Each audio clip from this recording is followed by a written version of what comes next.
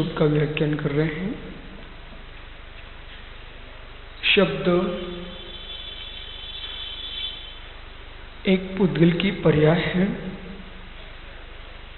वो पुद्गल की पर्याय जीव को प्रभावित करती है। शरीर वांग मनः प्राणापान पुद्गला नाम। शरीर वचन मन स्वात्योच्छ्वास ये सब पौद्गलिक हैं।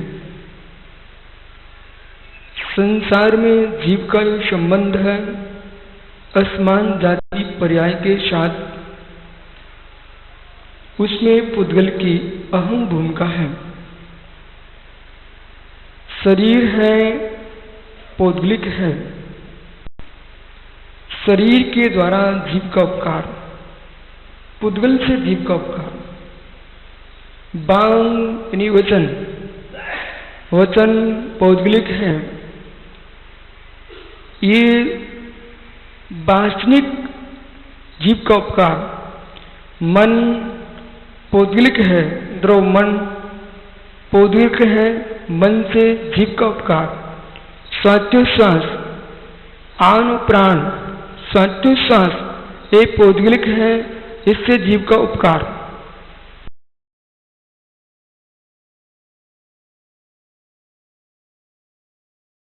स्वात्योच्छ्वास इनका संबंध का विच्छेद होता है तो जीव का वियोग हो जाता है, यानी प्राण छूट गए। प्राण छूट गए का तात्पर्य आत्मा की मृत्यु नहीं हो गई है।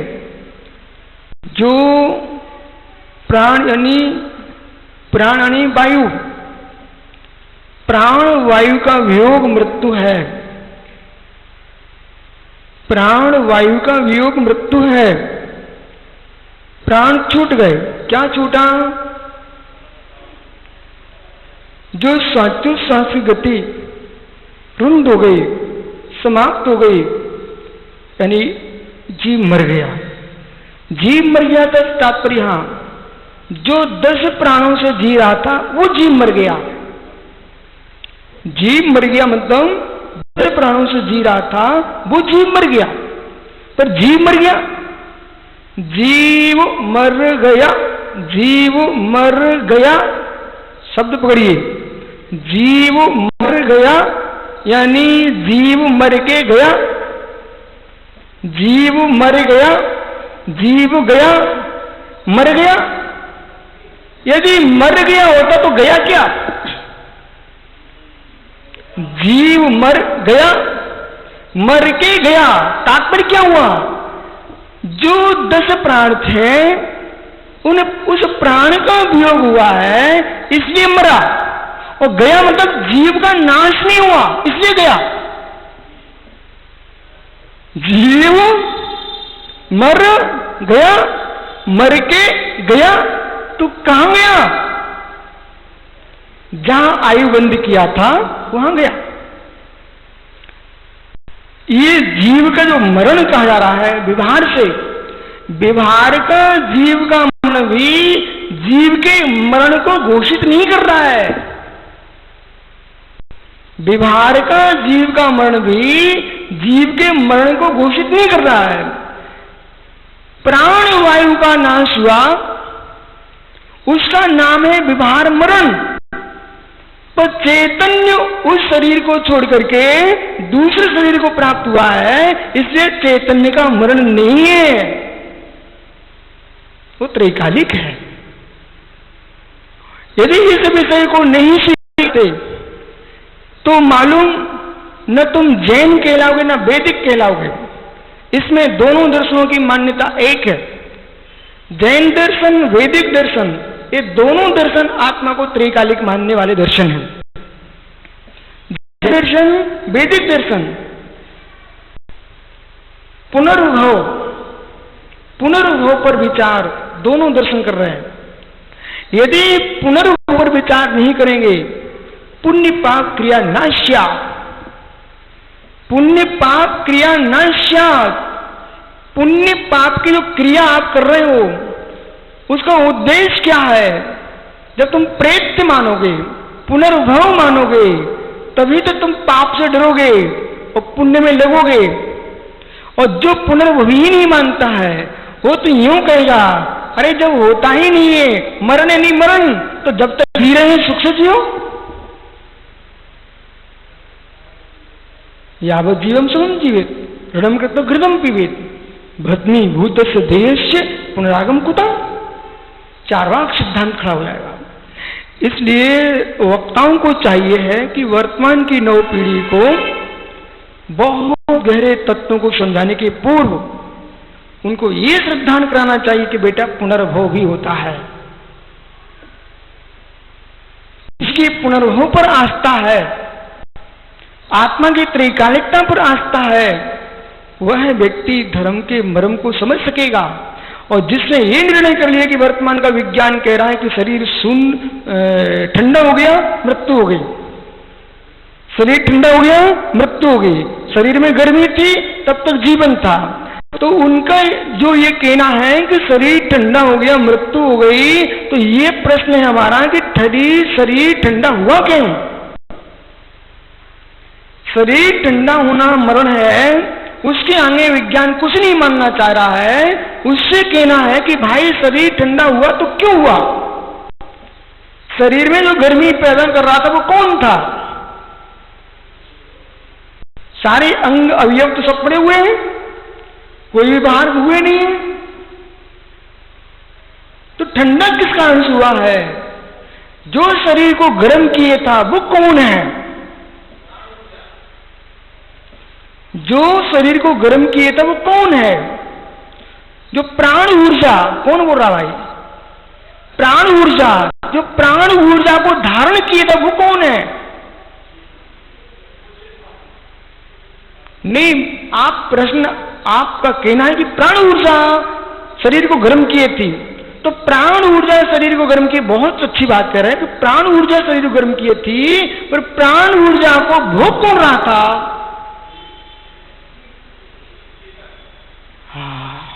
वो जो चेतन शब्द का जो आप प्रयोग कर रहे हो, वो चेतन जो प्राण ऊर्जा को ग्रहण कर रहा था वही जीव था।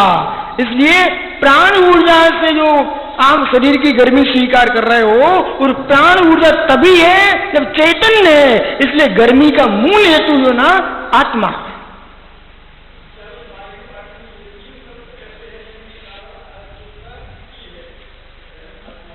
इसलिए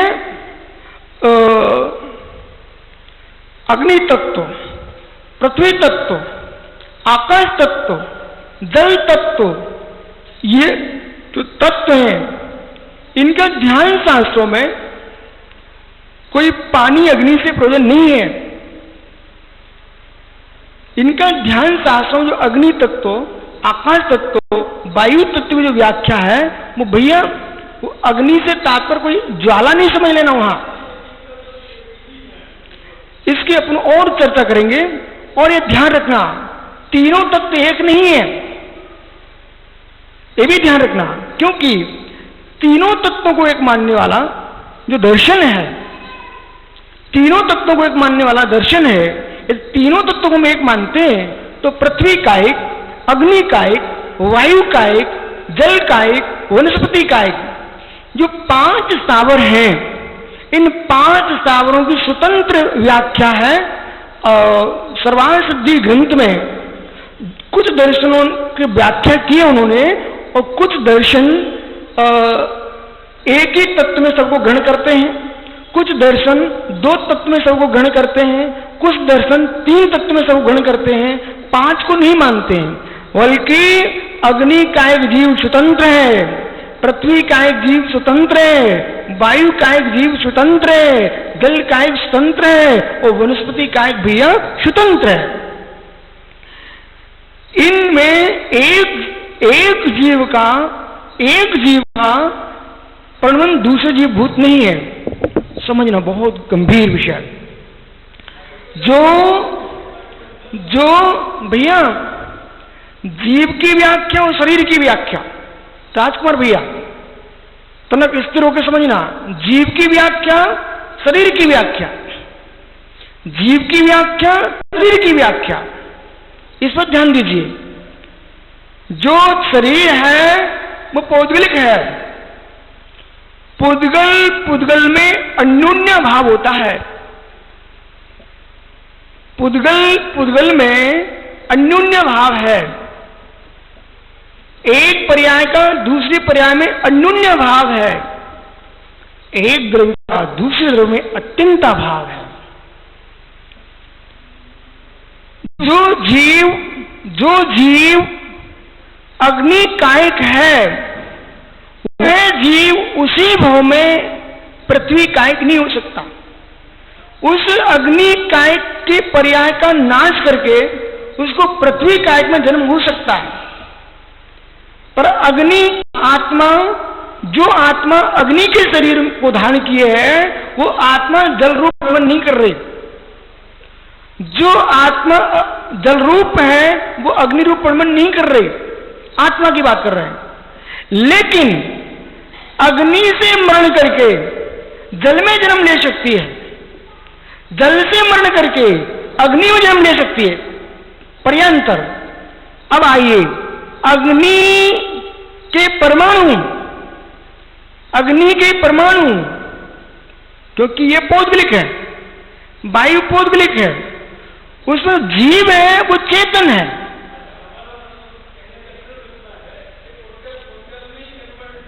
हाँ, तो वही चल रहे हैं।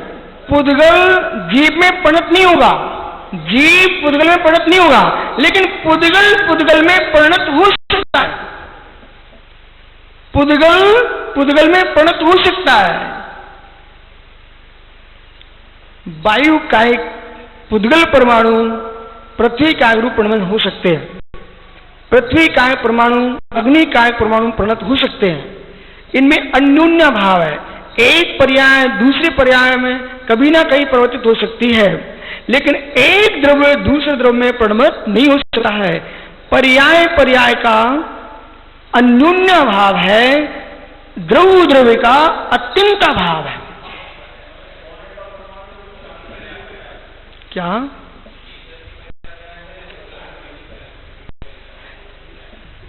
सुनो भाई, पर्याय पर्याय का जो पुद्गल द्रव्य है, उसके जैसे घट है, वह घट जो है कलश भी बन सकता है, खिलौना भी बन सकता है, फूट करके अनेक रूप में परिणत कर सकता है। तो पुद्गल की पर्याय एक पर्याय मिटकर दूसरे पर्याय में परिणत हो सकता है, परंतु जीव द्रव्य जो है अपनी एकत्व अवस्था से युक्त है, वो कभी भिन्न द्रव्य के पर्याय में परिणत नहीं होगा। समझना। तो जिन दर्शनों में जो ध्यान का विषय है,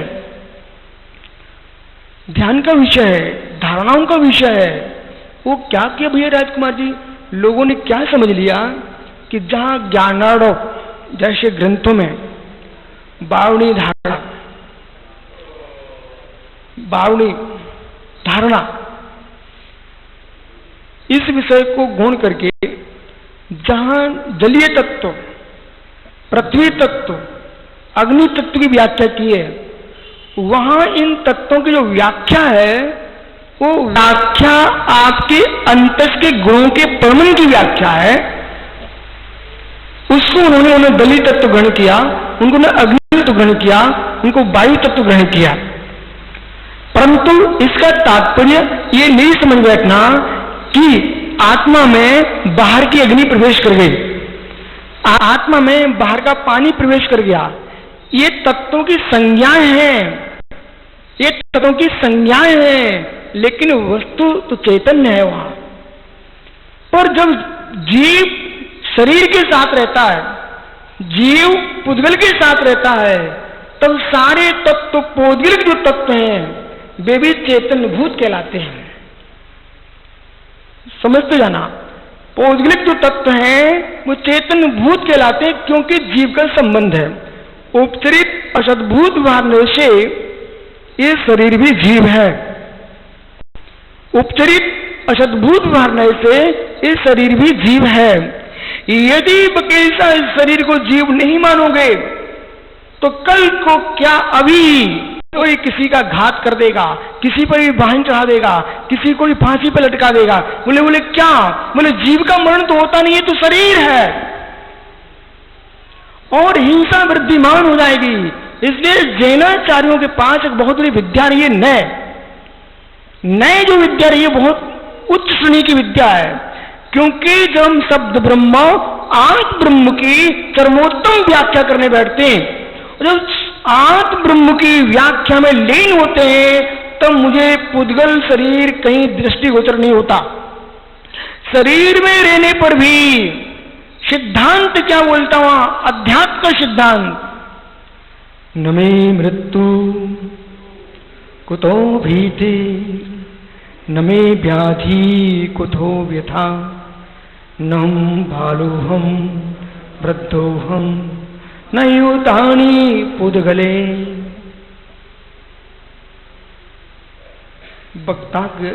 वक्ता का धर्म है अनेक ग्रंथों का अध्ययन होना चाहिए है। वक्ता का धर्म है अनेक नए विवक्षाओं का बोध होना चाहिए, अन्यथा वक्ता की एकांकी व्याख्या से अनाचार फैल जाएगा। परम ब्रह्म की व्याख्या में क्या बोल रहे हैं? न मे मृत्यु, ये अध्यात्म स्वयं के लिए है। न मे मृत्यु, प्राण वायु का अभाव है, न कि मेरी मृत्यु है। अभी अध्यात्म बोल रहा हूं, प्राण वायु का अभाव है, न कि मेरी मृत्यु है। न मे मृत्यु, अंतिम सांस निकलने का समय आ चुका मनिया जी, और उस समय आपको हाय हाय लग रहा कि अब मेरा क्या होगा। वहां है जीव, तुम इस सूत्र का ध्यान करना। न मे मृत्यु कुतो भीति, मेरी मृत्यु नहीं है, मुझे भय किस बात का। न मे मृत्यु कुतो भीति, मेरी मृत्यु नहीं है, मुझे भय किस बात का। कोई प्रहार कर रहा है, योगी ध्यानस्थ बैठा है, गज कुमार, पांडव मुनि,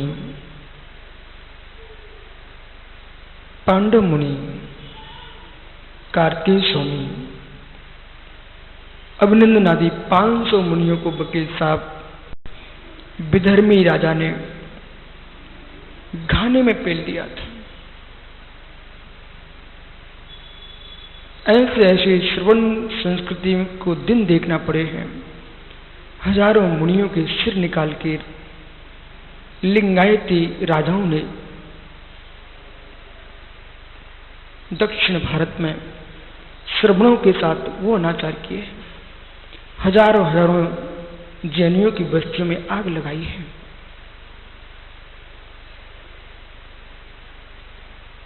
तो वो योगी कैसे अपने आप को जीवा शांति से श्वास छोड़ सके। 500 मुनियों को घाने में पेला।